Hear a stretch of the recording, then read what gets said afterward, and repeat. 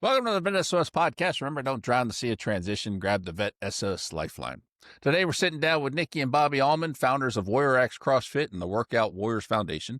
I do love moving heavy objects around. However, I believe that CrossFit is a cult, and I think we're going to be talking with two very deranged individuals today, but still great people, and we're going to have a lot of fun with them. I'm looking forward to hearing about their mission and their great work that they're doing for our community. And surely I know a lot of people love CrossFit. I was never much for the functional fitness piece, and those who know me and have seen me can really believe that. So even the Lone Ranger had a partner in Tonto. I'm here with my brother Keith. How you doing today, Kemosabe? I'm doing great. At this point, I'm less Kemosabe and a little bit more can we not sabe. But no, I'm strapped in, caffeinated, and ready to cause some problems on purpose. Nice. And to that, the weight thing, I got it. Yeah, I love picking up heavy objects and putting them back down again. And I hate calisthenics or anything that reminds me of just how fat I really am. So, because body weight is not my friend. Nope. Very I'm much in the same more boat of the with you favor. guys. She does all that around part. I just pick heavy we- shit up and put it down. We call him a reformed bro lifter, is what I call him.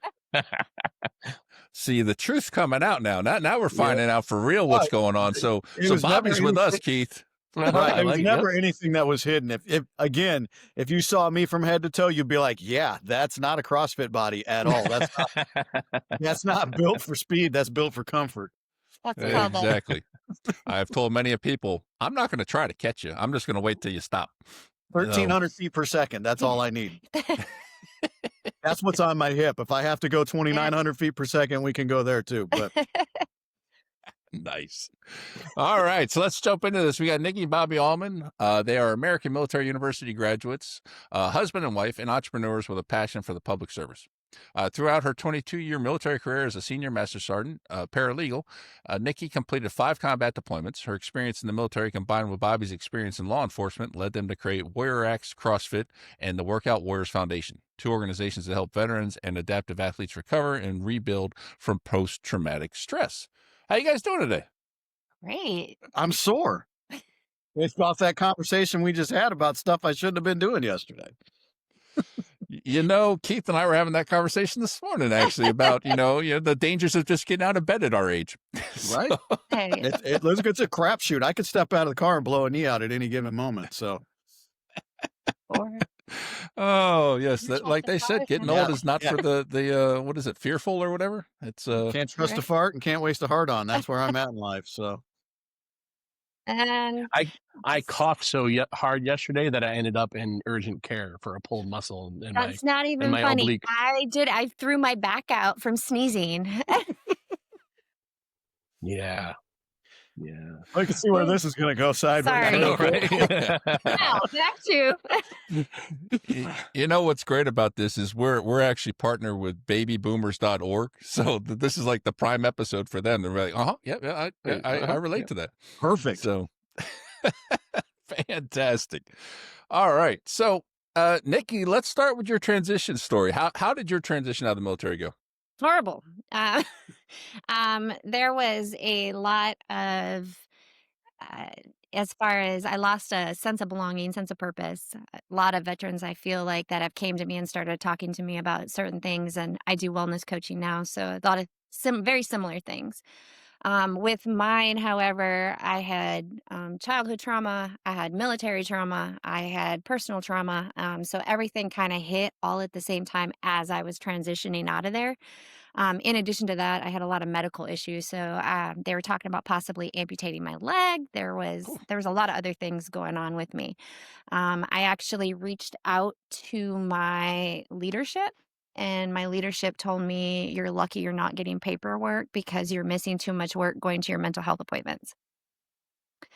So that night I had gone home and I told my husband that I wanted to go to the shooting range, which is not uncommon for us to go blow off steam in there. And I almost committed suicide during that time of my transition.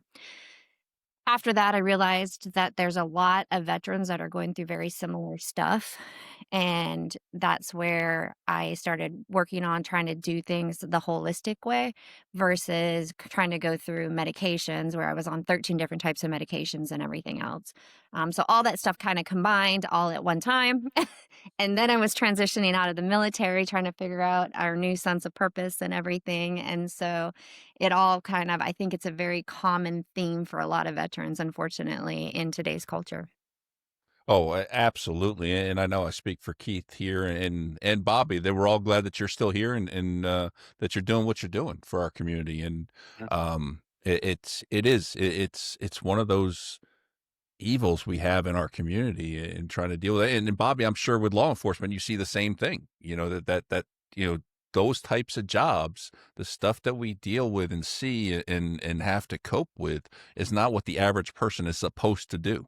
No. And I'm so thankful that people like you guys are out there trying to help, our community and help people, work through the different things that could be causing them to start thinking down that road. Yeah. With us, I think the biggest thing with us was it was when we um there's a lot so many veteran organizations out there that a lot of people don't know about. However, there are a lot of people that just want free shit in the veteran community. And that's where we have started trying to balance what we're trying to do. It's like, you have people that haven't deployed or haven't done any of this other stuff and they're like, "What can you give me for free? Is it am I going to get this?" And we dealt with that with some other nonprofits. We aren't trying to recreate the wheel by any means. What we want to do is just add on for the people that truly want to get the help, because there are a lot of people that are okay with just being victims, I think, in all the cultures for it. Yeah, yes.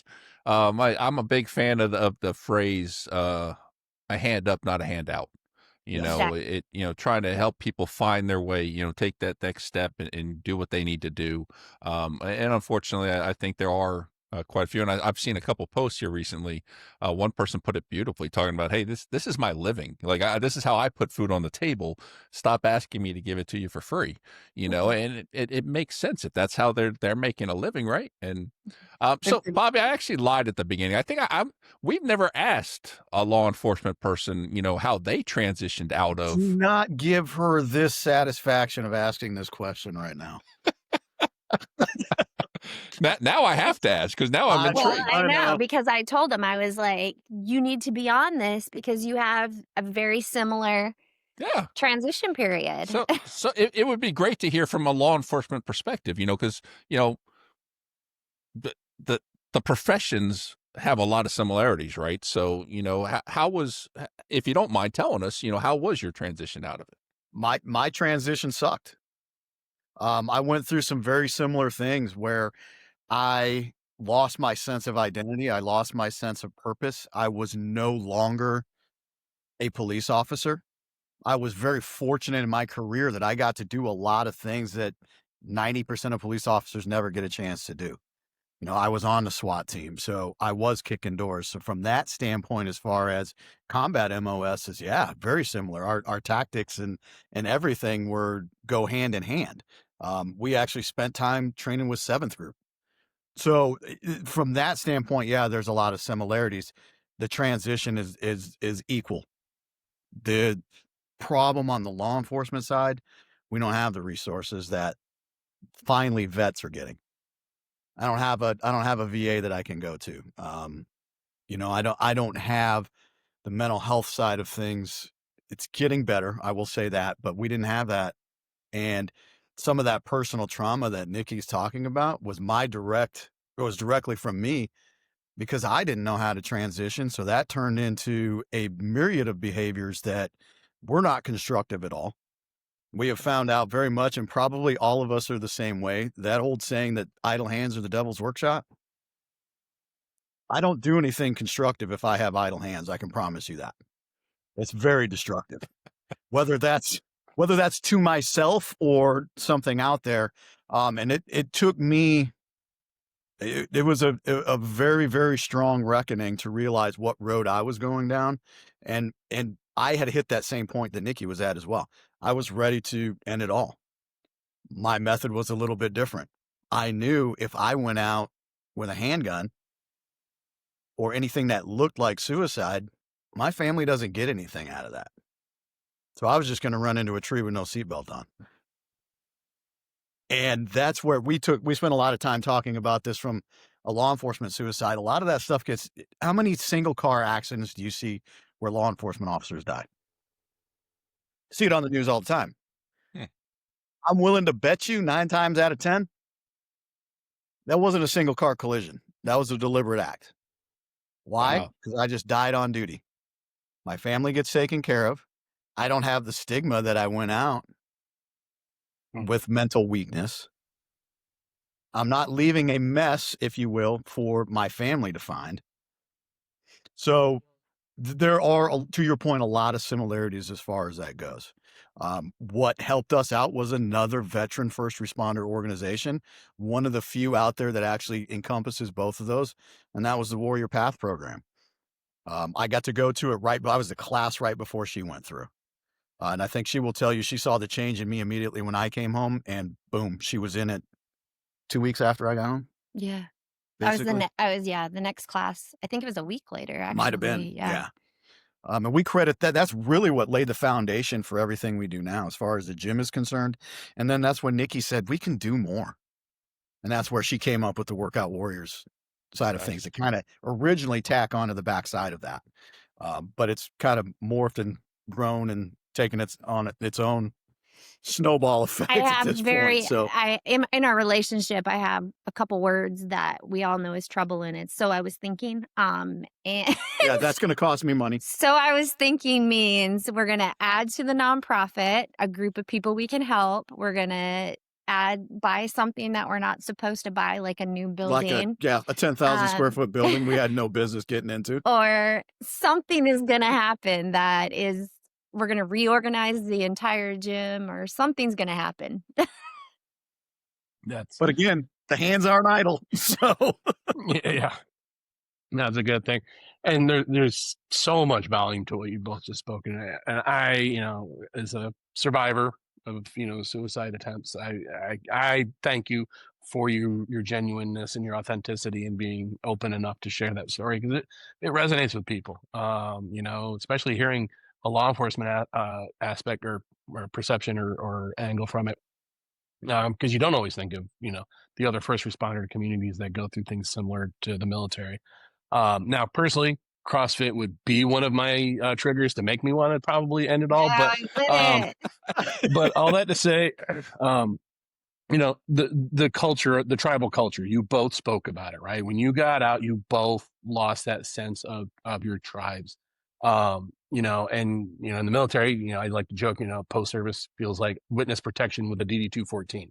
Absolutely. So how are you intentionally rebuilding that sense of tribe inside of your gym so that's more than just a place to get sweaty? You couldn't be more on point with your timing as far as asking that question, because I quite literally just put out a post yesterday on the CrossFit page. Yes, we are a cult, C-U-L-T, in parentheses. Sure. It is all about culture and having that. And we warn everybody who comes into our gym. Our gym is just not for first responders and military personnel.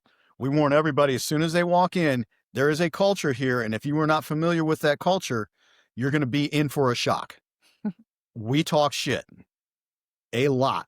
And when you have everybody but the Space Force covered in this gym, it's going back and forth all the time. Oh, yeah. That is our love language. That's what we do. If we're not talking shit to you, we don't like you. That just basically what it comes down to. Or we're trying to sell you on a new gym membership. Right. Either way, but once you're in, you're screwed. But that's the part of things that we're trying to get out to people. Yeah, the workouts are hard. There is no easy button. We're not Office Depot. I'm not going to put you on a shot to make you think you're going to achieve this great thing. That's a whole nother rabbit hole I could go down, but that's not the point of this. We want that culture. I want that sense of belonging. I want you to come in here and go, I'm having the worst day of my life at this particular moment, but the next hour I'm in here are going to be the best hour of my day. Regardless of whether you even touch a weight, you're coming in around a group of like-minded individuals. And we got 2 dogs that hopefully you can't hear in the back right now, that's their entire job, is to alert us to people who are having a bad day? Yeah. So we have one of the things that we have is we have one service dog, and then we call the other one our service dog. It's his emotional support dog.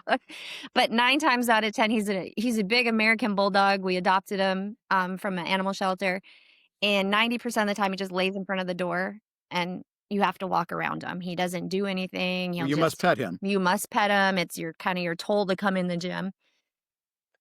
If somebody comes in and they're having a bad day, though, he goes and he won't leave their side, and he just sits there. They think he's just letting them pet him or just, being a dog.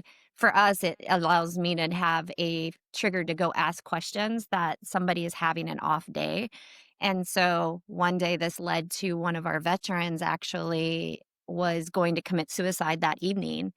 And I was able to convince them through wellness coaching, a 3-hour, I think, wellness coaching session. It was a long day for sure. It was a long day, but to convince them to bring their suicide pills in, that 5 would have killed them. And they had 65 of them.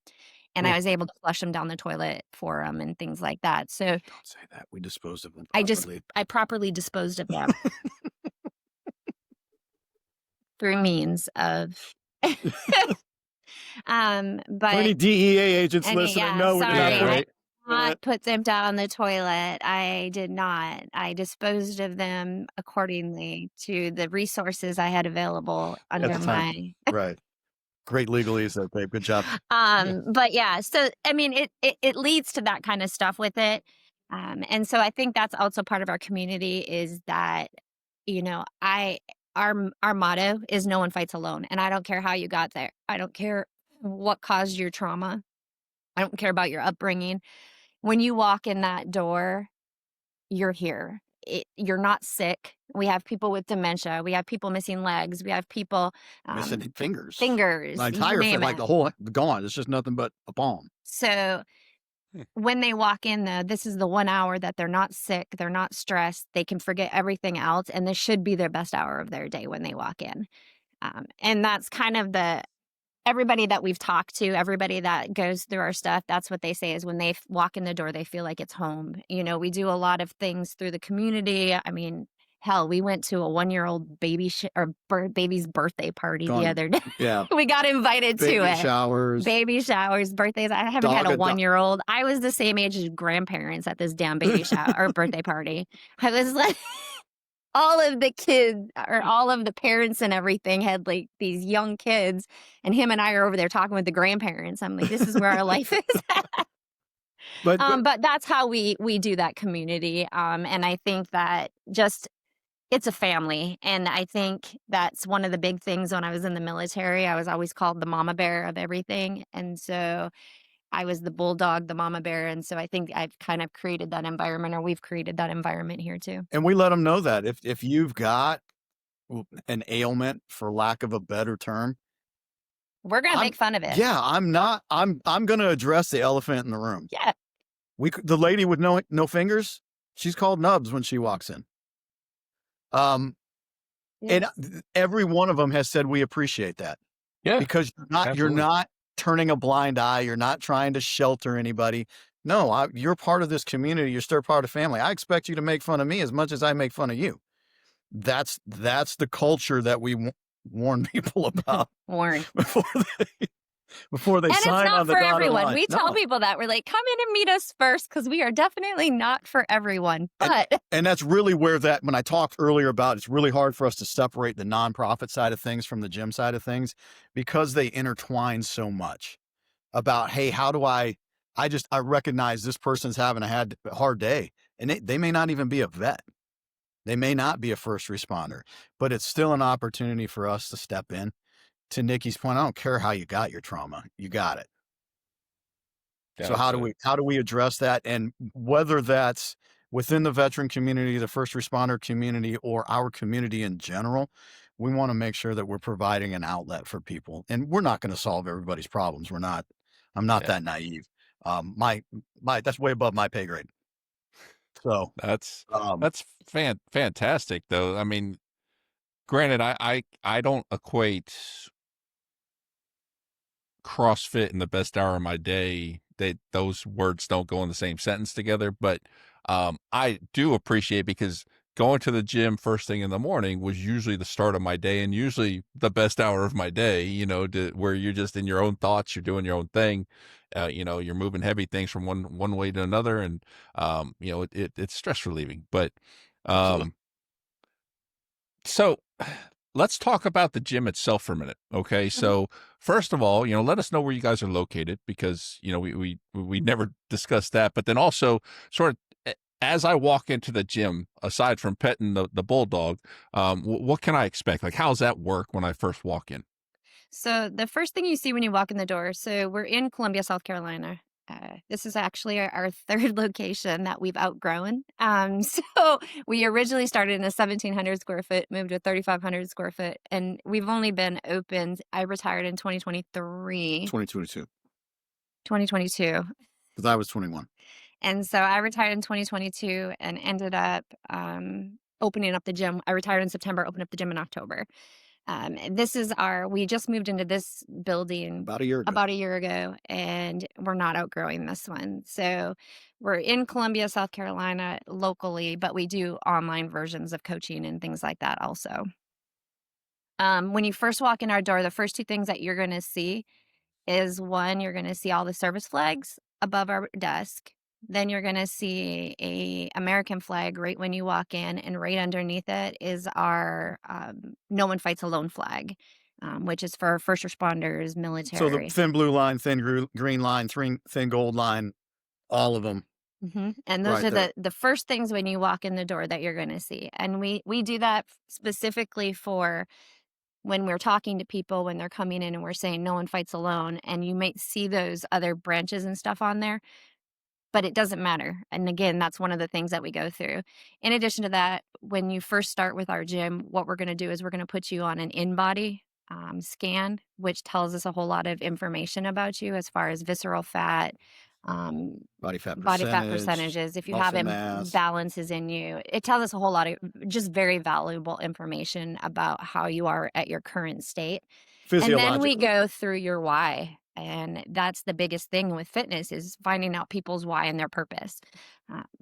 I can sit here all day and say, I need to lose 20 pounds. Well, why do you need to lose 20 pounds? Do you really need to lose 20 pounds, or do you need to lose body fat? Do you need to lose, what composition is it? What do you want to look at? And so we go into depth, which has been really beneficial with my degree at American Military University, is being able to come up with that information about it in the wellness coaching side of things, and find out what their visions are, what their goals are for the year, that kind of stuff. And then every year we do an annual in January. We'll start doing them here soon, but it's, did you meet your goals last year? And what's your goals for this year? If you meet those goals throughout the year and you say, hey, this is what my goals are, then we'll reestablish your goals through wellness coaching again. So that's really your initial visit when you come in. We're going to take you on a tour. We're going to introduce you to everyone.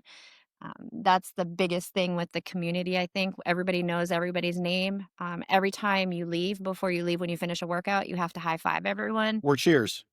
So basically, we're the cheers of the CrossFit. Most of the people we have in here don't understand that reference, but. And we're and like he was saying, we're very community driven, and that's our primary focus. So I do a wellness circle, and in that circle I have fitness, nutrition, wellness, but in the center is community, because that's the heart of everything. And so with that community, that sense of belonging, that sense of purpose, that group of people cheering each other on, I guess that cult-like atmosphere that you were speaking of, that's the part that really does the most benefit mentally, I think, for people, is having that support system. And I will tell you that 80% of the people that come through express the same thing you guys have expressed. All I want to do is lift up heavy stuff. I don't want to do Metcons. I'm not in shape to do that stuff. Bad knees, bad hips, bad backs, feet hurt, shoulders are all tore up. We get it, because guess what? I got bad knees, bad back, my shoulders all tore up. I slept weird last night. I can't even look to the right. But that's what's unique about CrossFit, is that I'm going to be able to take that workout, and yes, I have it written on the board, but it's going to be done 100 different ways today, because of, I'm going to meet you where you're at. by no means am I going to make it easy for you. We don't scale for ease. We scale for accessibility. So I'm going to make sure that my phone is not ringing. That's a first. Actually, that is American Military University trying to call. That's all right. Sorry about that. I don't know how that came through to my. Never mind. That's fantastic. I'm technologically retarded. So American Military University wanted an extra plug. They did. There you go. Well, funny thing about that, yeah, we both are in a unique position that we get to use our degrees for what we do. Hers is very specific to health and wellness.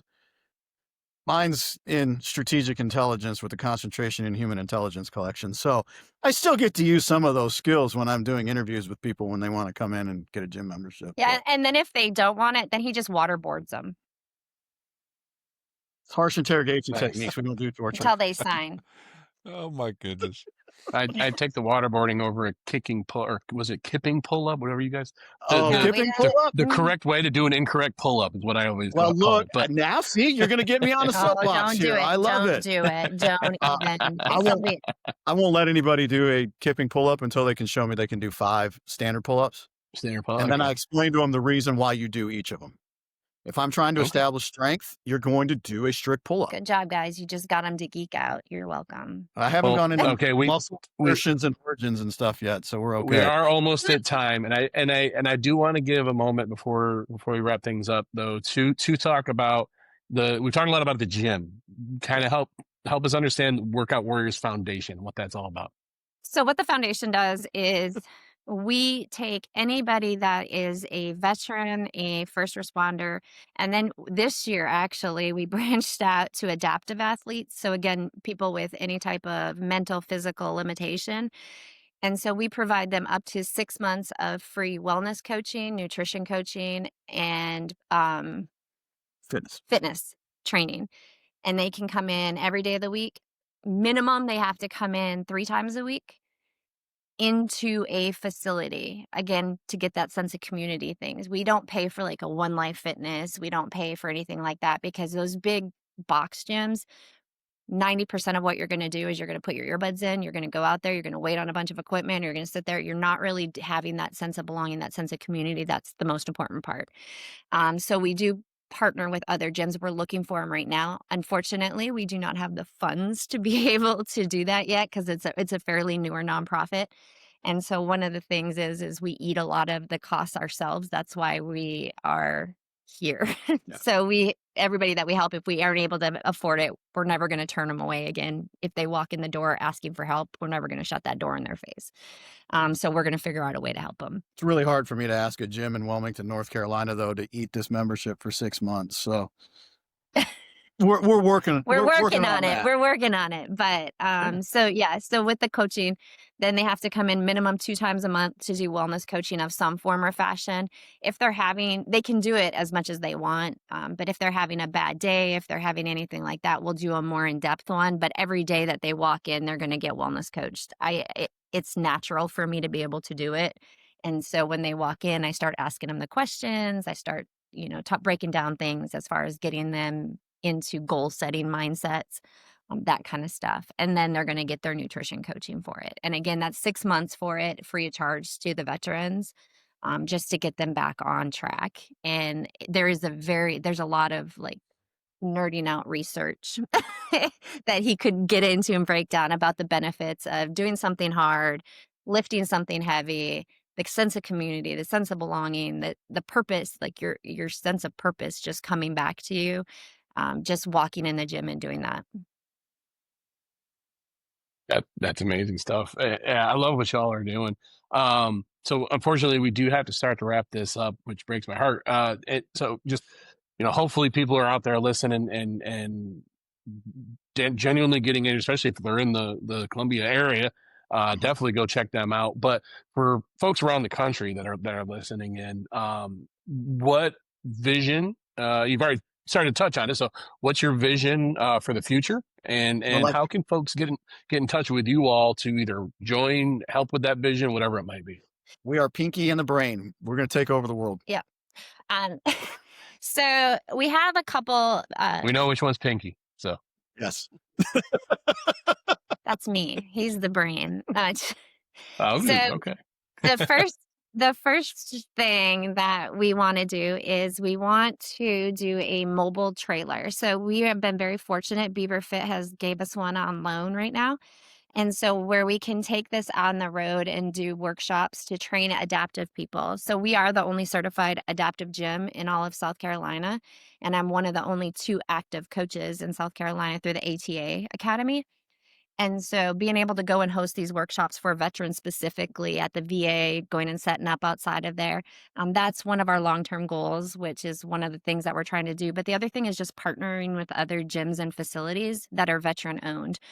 So if they reach out to us, trying to do that kind of stuff so that we can start talking to them about saying, hey, this is a need in your community. Let's get you guys on board where you guys can start doing some of the fundraising, and that'll equate to how many scholarships we can give you guys a year for your gym memberships. So really the partnerships, we have to we've been working on like the basics and get everything, but we're finally starting to get those grassroots in where we're starting to get recognition and we're starting to get our name out there, that kind of stuff. We're not the fly-by-night organization that Anymore. a million of them pop up and then fold. We're We're starting to get off of that.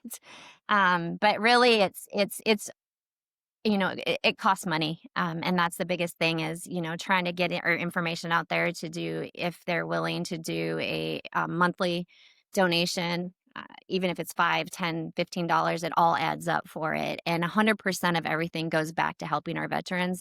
I don't take a paycheck, which means I do about 98% of it because I can't ask somebody else not to take a paycheck either. So 100% of it goes back to helping our heroes heal. So nice. And website, email address, social media link, how do people reach out to you? They can go straight online to www.workout-warriors.org. And that has a donation link for it. It has the email. It has everything on there. We do some bigger events every year. We have a sporting clay tournament coming up in March 20th. So if anybody wants or is in the area or wants to travel into the area for it, that would be awesome. But we do that an annual sporting clay tournament, and then we do our annual gala in October. So nice. 50 sock hop this year. What's that? It's going to be a 50 sock hop this year. I change the theme every year. Last year was prohibition themed. The year before was prom. Next year's 50 sock hop. So nice. I might have to go check that one out. Sean got awfully quiet when we started talking about exercising. I'm not sure what that was all about. I know. He just kind of went in. He's like, I don't have, he's full of caffeine and hate. I deadlift, I squat, we do some bench. We still got some of the foundational, bro type lifts in there. Don't worry, we don't get rid of those. We actually had to program Thursdays because people were missing. We call them all reformed bro lifters, and so they were missing their bench pressing and their curls for girls and that kind of stuff. And so we ended up programming those in on Thursdays for them. Reps for Jesus. That's right. I'm a bro science lover. So, Sean, you got any final words before we take this out? No, love what they're trying to do, and wish you guys the best of luck with what you're building and continuing to help our community. This is awesome. Yeah. Thank you. Thank you guys so much. We appreciate you guys having us on here. If you ever need to fill airtime, just let us know. I can talk all day. Duly noted. And thank you guys so much for coming on and sharing what you're doing for our community. We really appreciate everything that you are doing. And to everybody listening out there, on behalf of the entire VET S.O.S family, thank you for spending your time with us. It's always great having you all along for the ride. Don't forget to check out our other episodes and keep coming back for more stories, insights, and support from the VET S.O.S crew. If you enjoyed this episode in particular, give us a follow, share the show, and tell a friend or two. Throw your battle buddies, fire team, shipmates, and wingmen that flotation device that they need in transition so no one drowns in that sea of transition. And remember, always grab the VET S.O.S Lifeline.